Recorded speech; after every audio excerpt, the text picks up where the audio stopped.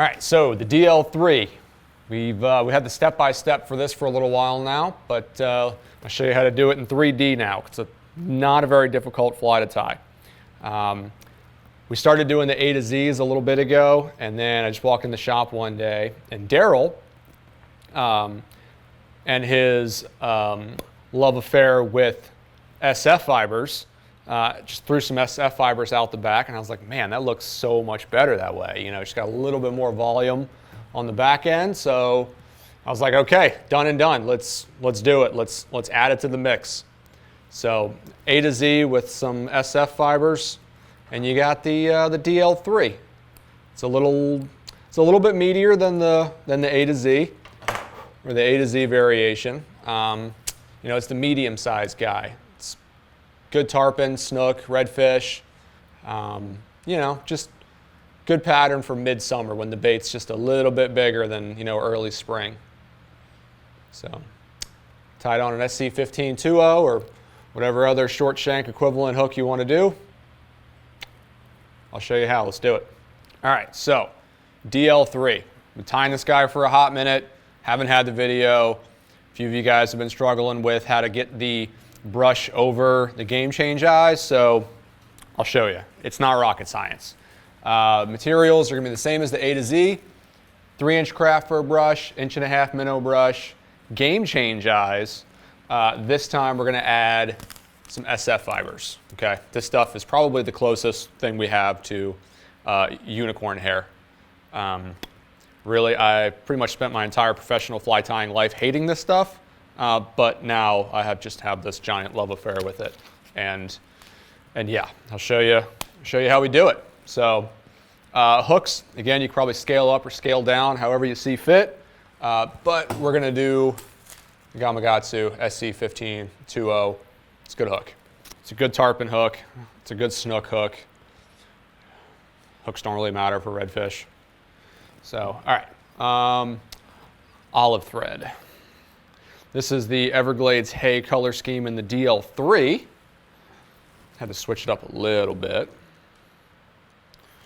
Use our fancy pants thread bobbin, or thread bobbin threader. Getting better at that. Just a little practice, you know, just like any fly tying operation. Just need a little practice. All right, let's start at the eye of the hook. Wind it on to just past the bend, and we'll put a little bit of a thread ball right where she starts to make a downward trend. All right, so our thread is hanging perpendicular to the hook shank. It's not back here, it's right there. So SF fiber in mullet brown. I got some over here all ready to go. When you get these things, make sure you put a zip tie on the top of them. That will save you plenty of frustration.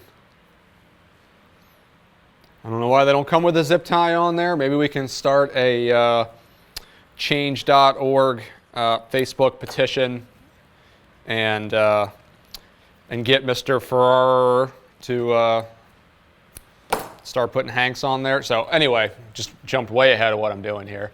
We're going to cut off a little piece, and we're going to cut it in half. We'll pull out the long guys. When you're done with this and it's tight, it should be maybe 1/4 of a pencil. Maybe if I had to ballpark it, 70 or 80 strands of SF fibers. You're going to see here now that it's all kind of, looks like a paintbrush. All the ends are the same length.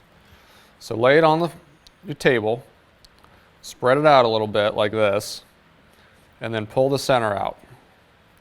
Just give it a little bit of a taper, and you can kind of get it all in the right spot before you clump it all back together,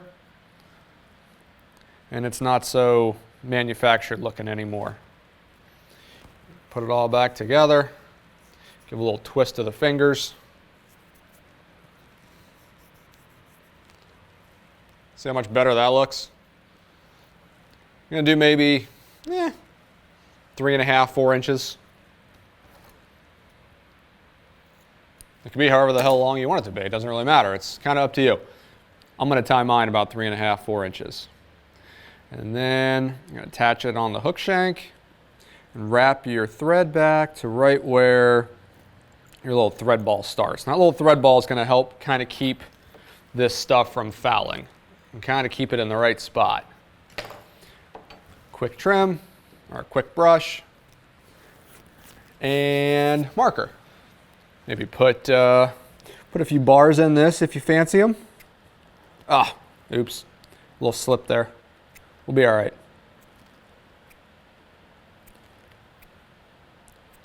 All right, so bring your thread back to on top of the SF fiber ball here. Let it hang, and now we're gonna need Minnow Head brush. No, craft fur brush, sorry. That's the Minnow Head brush. We're not using that yet, stand by. I got olive and brown here. I already got a pack open. Well, it's waste not, want not. All right, grab this stuff here and kind of just tease these fibers back. Cut that top little stem off and tie it in right on top of the SF fibers. And then just wrap forward. And now we're basically tying the A to Z again. We'll bring the thread to just in front of the hook point. Grab our Hackle pliers and start wrapping. I think we're probably going to do somewhere in the ballpark of 9 to 10. We're at 2 there, 3, 4, 5, 6, 7, 8. Yeah, we're going to wrap this stuff pretty tight. You should get 2 flies out of each brush. If that makes sense. You're going to use half of this brush on one fly and then half of the brush on the other fly. You should be getting somewhere in the ballpark of a dozen flies out of the brushes in the kit. If you're getting less, you're using too much. If you're getting more, well, okay, you're efficient. I'll give it to you that way. I'll give you that much. Do a little tease in here. Pluck these guys out. Where's my finger brush? My finger brush. I like this stuff for grabbing these fibers and really kind of pulling them out. All right, and that's looking pretty solid. A little bit thicker with 2 C's than the A to Z. It's got a little more body. All right, so now let's do this. Game change eyes. Don't be afraid. I'm using the golden color. I want to say these are the 4-inch or 4 millimeter. 5 millimeter. That's close. It's a millimeter off. All right. Trick with these guys is you got to start them further back. If you start them too far forward, your fly is going to look stupid. So we're going to tie these things in just like they were dumbbell eyes or lead eyes, and we're going to pull them as far back as we can. And we're just going to get a few securing wraps on them. Check them to make sure they're level. This is usually where I screw up. A little bit of Zap Gel. A little chocolate coating makes it go down easy. Anybody? Anybody? Anybody know the movie? Ah.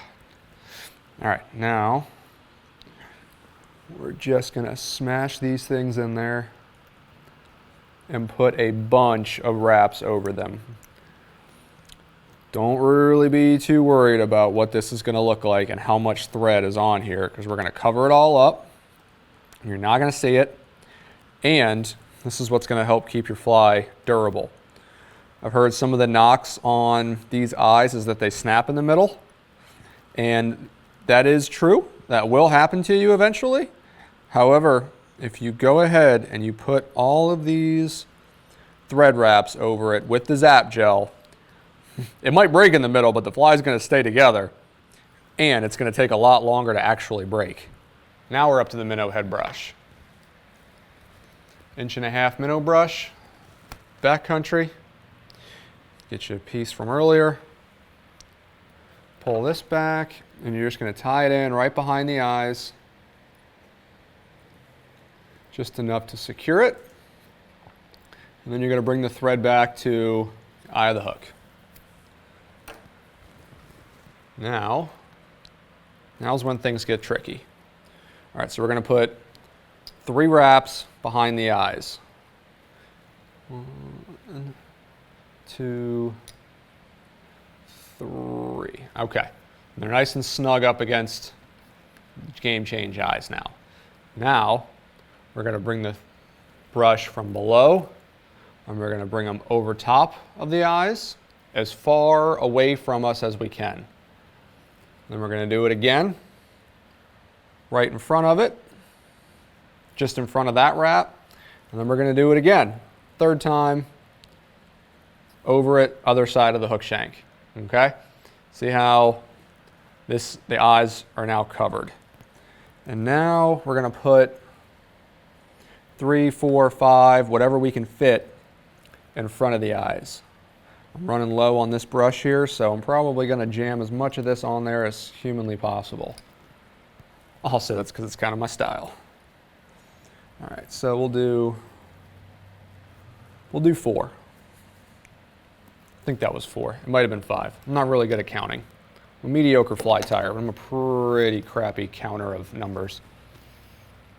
All right, let's pull this back here. Tie this off. Grab your flush cutters. Tie that just like that. Now pull all these fibers back and just get in there and hammer this thing down. Just whip finish, because we're done with that. And trim. Time to give this little guy a haircut. Be careful. Actually, I'm gonna save myself the trip to the hospital on this side. And use something with a little bit more length to it, so I don't jam that hook point directly into my index finger.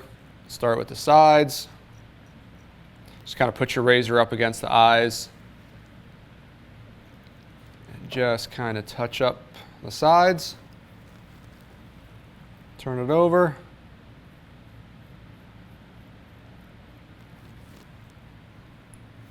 Get the bottom. Whew, that hook is sharp. That was close. You guys see that? That was almost, there was almost a bloody incident there. Not like a English bloody incident, like a trauma scene. All right, take the bottom here. Hit the bottom hit the top like that, and then come in with your scissors. Finish it off. Hold it like such. And now, take your scissors, and don't just trim at it like this, or like this.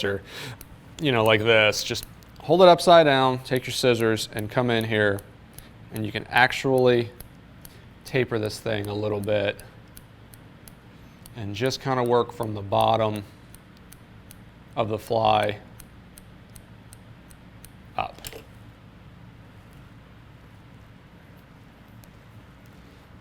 Looks still just a little bit manufactured right there, so I'll just take a little bit more out of it.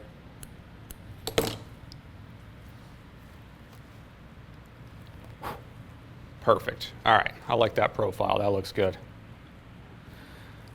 Throw it back in there and yeah, cement it. A little loon thin. Little dab on there.